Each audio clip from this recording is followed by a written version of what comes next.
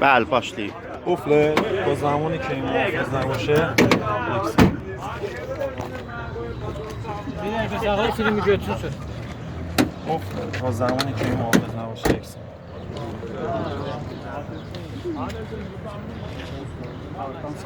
این عقب قفل تا زمانی که این محافظ درش نباشه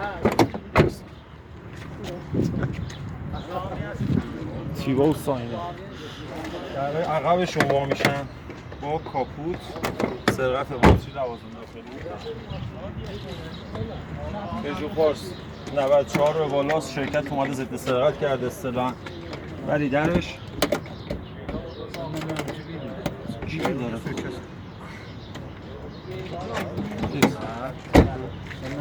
Üzerine bir model alsa. Hangi tətin açılır? 206 کاپوتش بسته است. برای جلوگیری از سرقت ایسوش یعنی با یه چوب بستنی هم شما میتونی کاپوتش رو باز کنی با یه خودکار بیک. پژو پارس پژو 405 الان قفله. یک ثانیه باز میشه.